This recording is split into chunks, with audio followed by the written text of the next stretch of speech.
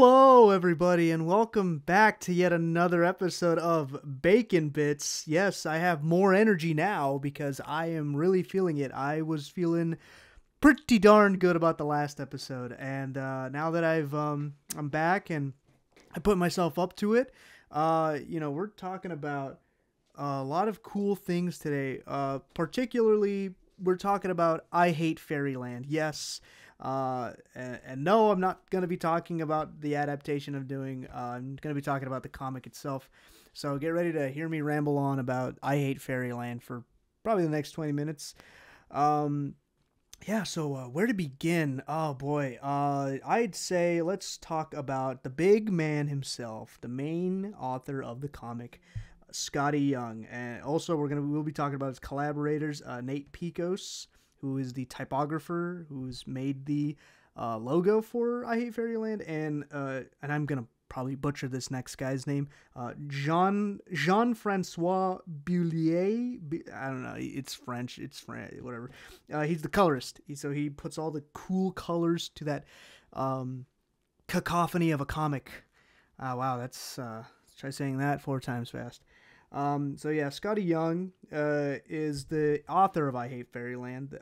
If you don't know the man a bit, I'm gonna just briefly go into his background here. He's best known for his work with various Marvel Comics characters and comic book adaptations of the Oz books. So I think that was his first time really getting into doing his own series a bit, even if it's based off of like a different property. I haven't read them personally, but I heard that they're pretty darn good. And he had also done those the comic book adaptation of the Oz books with Eric Shanower. I guess that's probably like the co-author of that thing. And he's also done a series of novels with Neil Gaiman, appropriately titled "Fortunately, the Milk." But other than that, I think he's a little known around the comic book scene for doing his various variant covers of a lot of like Marvel comic stories or whatever it might be, comic book stuff. I've seen them. I think they're pretty darn good. They really got that Scotty Young ness to it. My main guy, Scottathan Young, yes, he's a force to be reckoned with. But I think his one story written and his that little magnum opus of his I Hate Fairyland is something to be like just kind of marveled at a bit, because you got to give props to the guy. He was given the opportunity to do his own comic, and he's been developing this for, I think he's been developing it for like a while now. I don't really he's just been developing it for a while, and I think he's had it around for like that idea since like 2009, I think, when he was doing the Wizard of Oz limited series that I talked about a while ago. I Hate Fairyland. It's a pretty darn good comic. I will touch upon its story partially, and I will also touch about its art style and writing, because it's very interesting. Kind of going back a bit here, to Nate Picos, the typographer. He goes under the alias Blambot, and that man is another force to be reckoned with, because he has done so many typography stuff for like major companies, like a few to name are Microsoft and Six Flags, and that guy's been around. He's gotten around, but he's also been doing a lot of the lettering for like comic book logos and stuff for just about every comic book publishing company here in the West, and it's crazy. And just to kind of briefly touch on Jean-Francois Bullier, I'm not pronouncing that last part of his name right, probably. He's the colorist and he's the one that is, again, he's putting all those crazy colors onto that crazy comic. Um, but yeah, moving on here. Let's talk about the story a little bit. Where would we begin? Well, from the beginning, right? Yeah. So we have little Gertrude who has wished she can go to a place that is, and I quote, full of magic, wonder, and joy, or something along those lines. I'm paraphrasing, of course. And she gets her wish. She goes to a different land, and she arrives in Fairyland. And she's given a quest to find a key that can return her home. But spoiler alert, even though it's not a spoiler at this point, she sucks at it. She doesn't know anything how to do it. Even with her best fly guide, Laragon Wentworth III, she just can't seem to get it right. And even with Larry's help, he's really just jaded about it and all that. And no, I'm not gonna bark like a seal because you guys want me to. All right. I mean, I could. Okay, you know what? Maybe I'll just do it once. Okay, here we go. Hey, guy, that's me, the little fly guy over there, Larry. All right, there you go. I'm done. That was stupid. But yeah. And the story, it kind of coming back to the story kind of goes in these arcs that happen within within a span of 5 issues. Each 5 issues is like an arc. So we have like the beginning where she gets there, tussles with Claudia. The next arc has her kind of ruling Fairyland because she now has to take up the mantle of being queen. She sucks at it. Next arc after that, she tries being good, and it leads her down a path of redemption, I suppose. And then the next arc after that, well, I mean, I could say now, but you can go and read it. It's a pretty interesting last arc. I do remember a lot of people weren't happy with how it ended, but I don't know. I've read it quite a few dozen times. I thought it was a kind of a good ending, at least for now. And all that.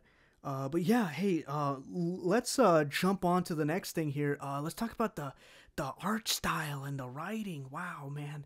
Yeah. So the writing, while it does, do its due diligence thanks to Mr. Scotathan Young, there are a few. I mean, I'm just gonna be just a tad bit critical here. There are a few things that fall flat, but I mean, what can you do? Not every writer is going to be like holding the golden quill of thing and writing on a golden piece of paper is going to write the perfect story because it's like, whatever. So, I still do love it a lot. It's got its moments, both, good and bad and flawed but I still like it for what it is. Truly, I'm just kind of a big fan of it. I love it, as you can't tell. So the art style, oh boy, the art style. At least with this this first run here, it's a very messy and grungy kind of art style, and I just absolutely love it a lot because it's just it's perfect. And I think at that time, Scotty was doing a majority of the art. He was doing the sketching, the line work, and then Jean-Francois took over as the colorist and stuff. But that comic really has these little tiny imperfections in it with the way that some stuff squiggles and stuff. I think if I had to take one example is that Gertrude's ringlets of her hair, of her Shirley Temple type hair, they're also inconsistent. They're messy and stuff, and they're just like that. It's just I like the look of it because it's just so damn good. And then there's a lot of I like a lot of the backgrounds. The backgrounds are something to just kind of marvel at because he's Scotty.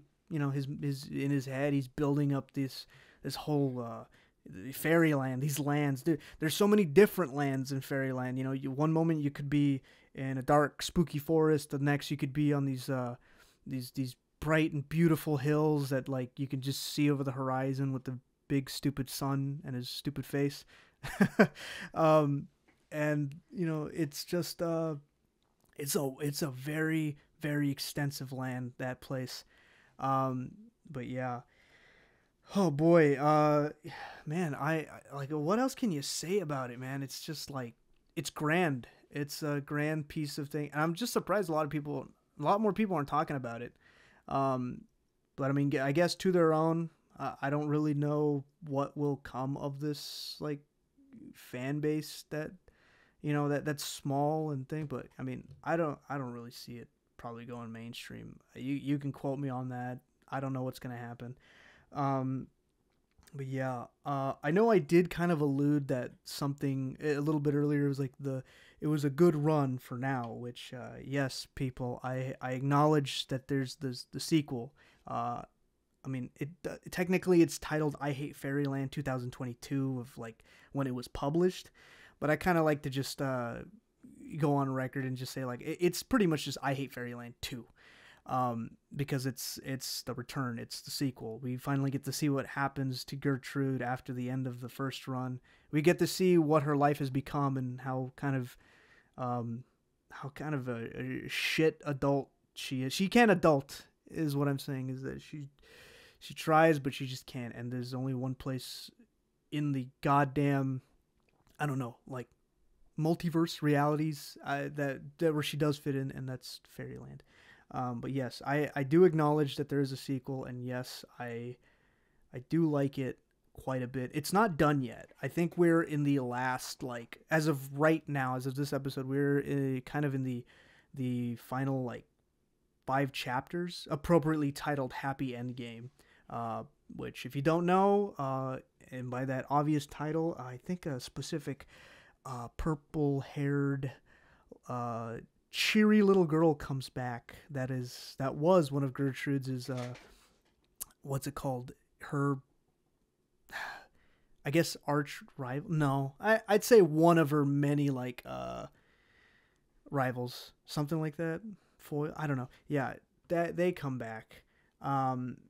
And while I will say this, because I don't want to touch too much on the sequel, because that is a different plate of cookies for a different glass of milk.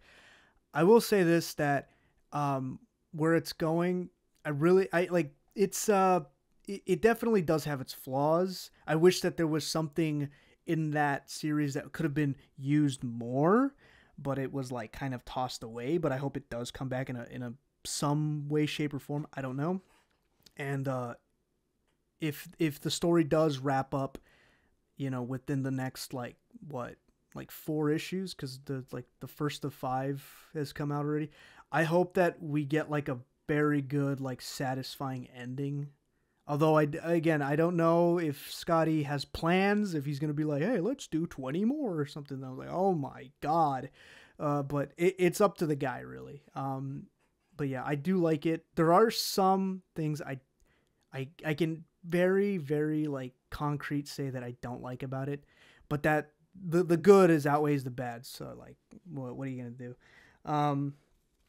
Yeah, and I think that's just my thoughts and everything on I Hate Fairyland, and how much I like it a lot. I know I could be doing a much longer episode with the other the main podcast, because we're talking about it on the spin-off podcast, but I think there will be probably room for that sometime in the future. I don't know. We'll see.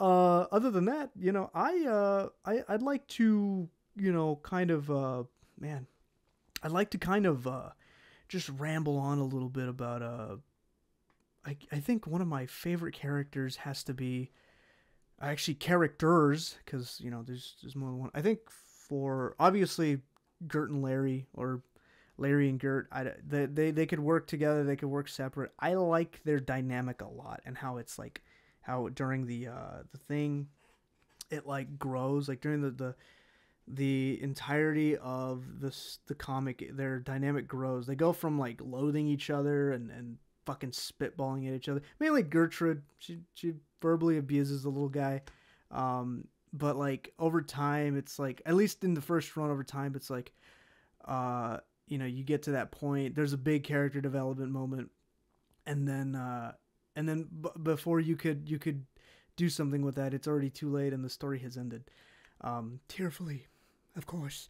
I think another character that I absolutely love is Queen Claudia, just because she's she is like just I don't know how to describe her other than just like she's got like a thunder in those clouds and that cloudy hair of hers, because one moment she's not, she's putting on the facade of being this queen that cares so deeply about her loyal subjects, of which genuinely she does, right? And it shows. And then you tick her off, and suddenly, oh, the facade is gone. Now you're met with this being, this royal being who could quite literally kill you or kick your ass or something.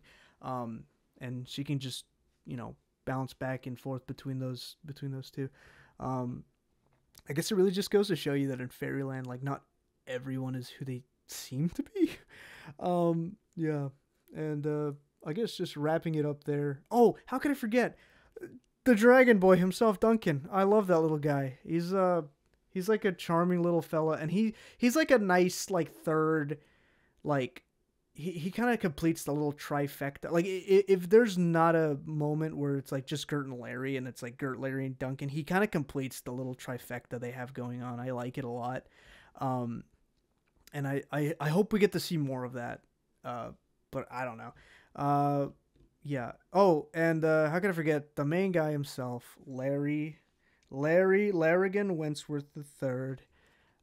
You beautiful, beautiful little creature that once was a maggot. We love him. I love him. I hope you guys love him. And I love his little jaded outlook on life, and he's a sarcastic little fucker. I'll tell you that. And yeah, I think that's just the big picture of what the characters I like a lot. I mean, I don't really need to say much else about Gert. I mean, what else can you say? She's just out there, and she will get shit done when she needs to, because nobody is standing between her and whatever goal she needs to meet. She's a real go-getter, that Gertrude. And yeah, I guess that's just what I wanted to kind of quickly touch upon, with at least ramble a bit about my favorite characters and stuff.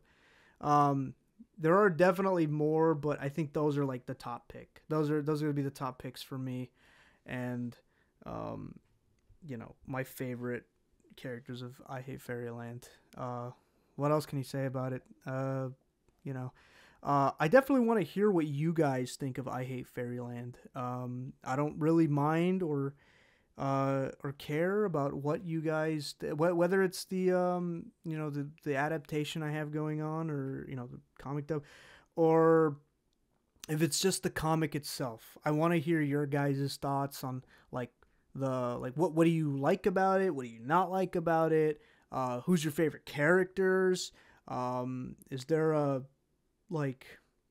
favorite moment in the series? If I could tell you all my favorite moments, we'd be here like a lot. We'd be here more. We'd be here more time. But I don't know.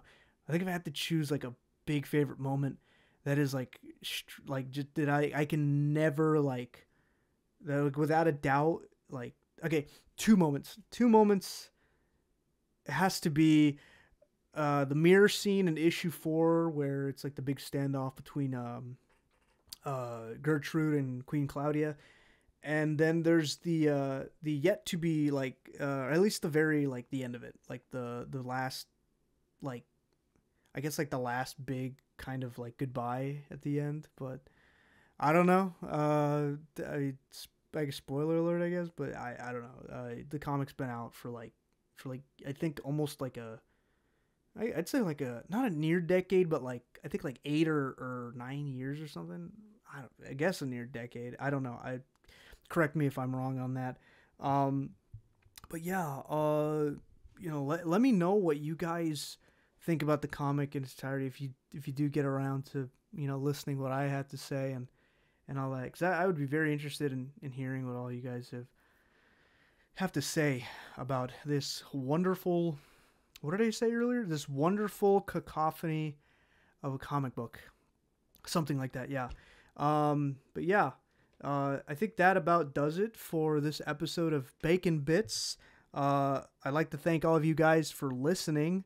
And you know what? I think I might put myself up to another episode. So join me next time when I talk about cities and places that Spider-Man could never work. And that's going to be a very interesting episode because I think there's a lot of places and cities in the world where he couldn't work. But yeah, other than that, thank you guys so much for listening. I would very much, go ahead and leave the like and the comment and the subscribe if you enjoyed this. I hope you guys are enjoying Bacon Bits with the little short form episodes and stuff. And also go ahead and go follow me on Twitter and or Instagram at WeirdMagicPiggy. Thank you guys so much, guys, for listening, and I hope you have a great one next time.